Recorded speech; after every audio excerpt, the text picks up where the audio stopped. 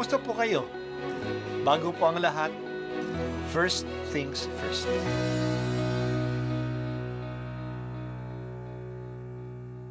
Good morning po. Sinisimulan po natin ngayon ang first things first. At dito po, tinatalakay natin sa unang bahagi ng umaga natin ay ang first readings na binabasa po sa banal na misa. Ito pong tinatalakay natin kasi madalas po kasi marami na tayong alam tungkol sa gospel readings. Pero konti po ang nagsasalita sa first readings. Pero ang first readings, bahagi din po yan ng Biblia, ng banal na kasulatan. Kaya susubaybayan po natin ang mga first readings, basahin po natin at kuminsan kailangan ng basahin ng 2 o 3 beses bago maintindihan kasi hindi po tayo familiar sa mga istorya at sa mga kaisipan na tinatalakay dito. Ang pagbasa mula sa aklat ng Henesis. Noong mga araw na iyon, nagpatira pa si Abram. Sinabi pa sa kanya ng Diyos, "Ito ang ating tipan. Ikaw ay magiging ama ng maraming bansa. Hindi na Abram ang itatawag sa iyo, kundi Abraham, sapagkat ginagawa kitang ama ng maraming bansa.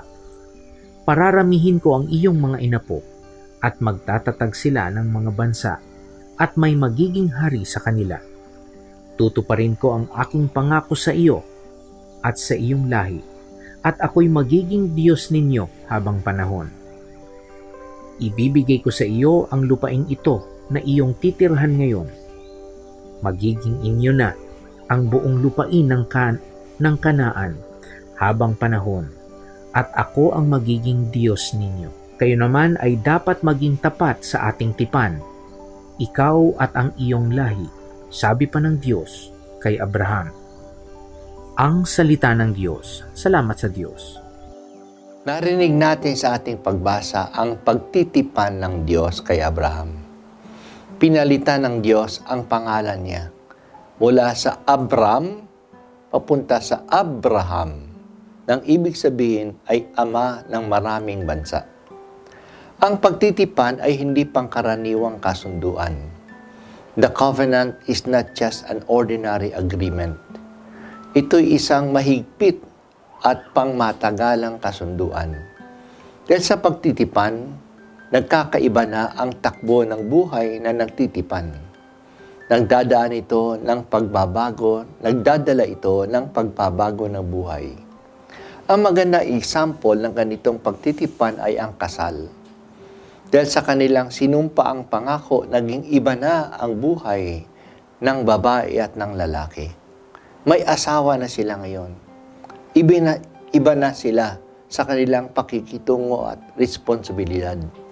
Hindi na sila binata o dalaga. Ang pagtitipan ng Diyos at ni Abraham ay pinangunahan ng Diyos. Ang Diyos ang nag-propose nito. It takes the initiative.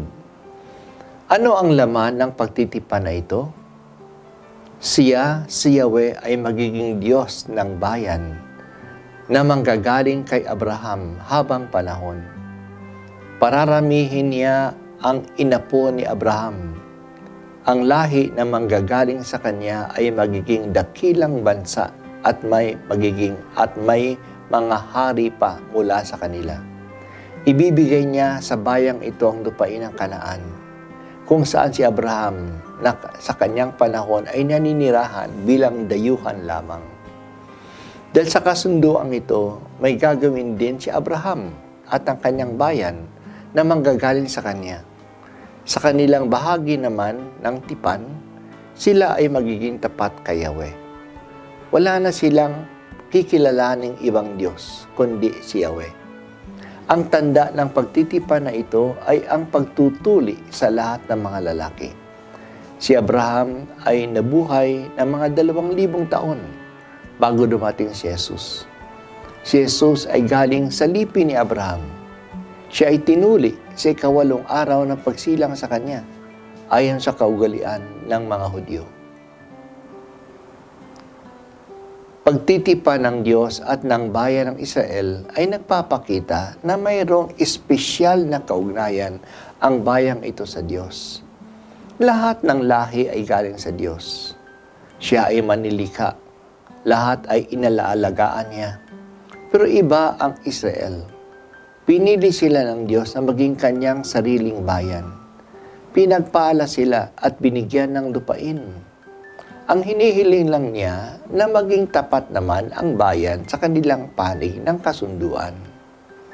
Ang malungkot ay sa kabila ng pagkalinga at maraming paalaala ng Diyos, madalas hindi sinunod ng Israel ang Diyos. Sumamba sila sa mga Diyos-Diyosan ng mga karatig bansa at hindi naging makatarungan sa kanilang pakikitungo sa kanilang kapwa. Tayo rin na mga Kristiyano may pagtitipan sa Diyos. Ang dugo ng bagong tipan na ito ay ang dugo mismo ni Kristo, ang anak ng Diyos na naging tao. Naging bahagi tayo ng pagtitipan na ito nung tayo ay bininyagan. Naging bahagi na tayo ng bagong bayan ng Diyos, ang simbahan, dahil sa binyag. Ang pagtitipan natin sa Diyos ay ang magiging ama natin siya at tayo'y magiging anak niya.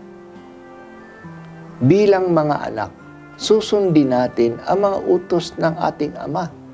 Bilang ama, pangangalagaan niya tayo at dadalhin sa kanyang walang hanggang tahanan sa langit. Nagiging tapat ba tayo sa pagtitipan na ito? O Diyos, Ikaw ay palaging tapat sa iyong salita. Kaya masasabi namin na nasa isip ng may kapal ang tipan niya kailanman. Pakilusin po ninyo ang banal na Espiritu na matumbasan namin ang iyong katapatan. Sundin sana namin ang landas ni Jesucristo, ang anak mong tapat sa iyo hanggang sa kamatayan.